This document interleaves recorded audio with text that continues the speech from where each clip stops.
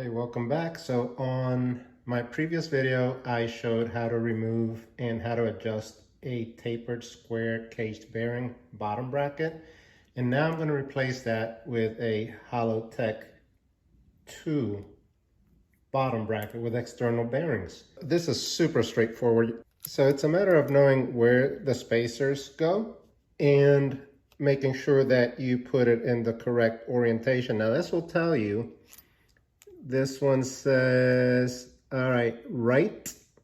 So this would be your drive side, left non-drive side. And it also tells you that it's reverse thread on the drive side. So if we take this apart, we're gonna put the drive side on first. Now, the important thing here is the spacers.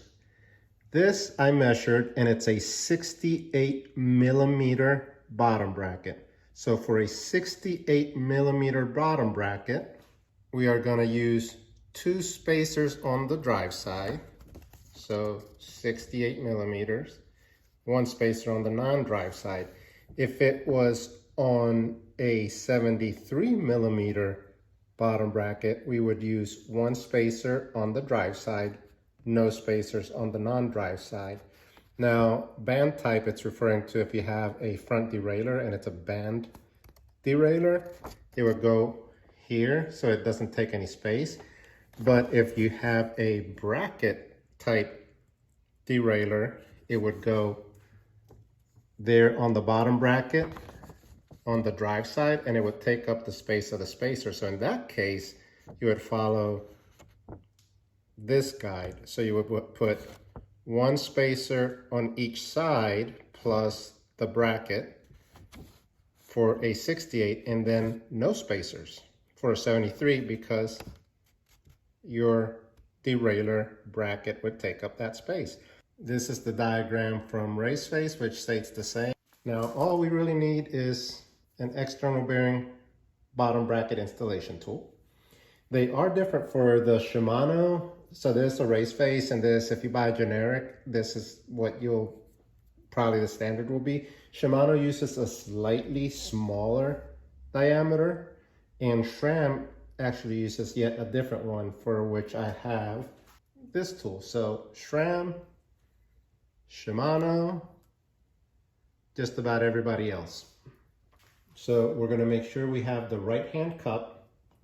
We're going to put it on the drive side, and it tightens reverse thread. So you're going to do it, actually tighten it this way. Now, before I do that, I actually like to put a little bit of grease on those threads. And put a little bit, I'm just going to use the Park Tool standard grease that they have. It's like that weird greenish blue color. Just put a little bit to prevent creaking. I'm actually going counterclockwise to tighten this. Guess what I forgot? The spacers. So 2 spacers on the drive side for the 68 millimeter. Then we're going to put a little seal tube there, little grease, and 1 spacer on the non-drive side, and this one is conventional thread. So clockwise to tighten.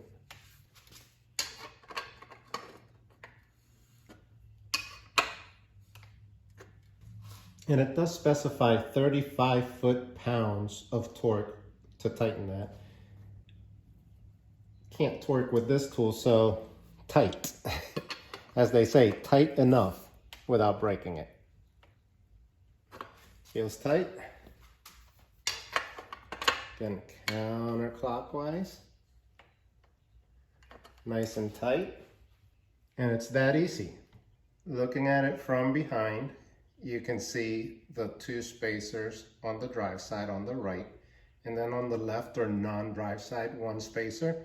And that is the correct setup for a 68 millimeter bottom bracket. Again, if you have a 73 millimeter bottom bracket, you would just have one space on the drive side, no spacers on the non-drive side.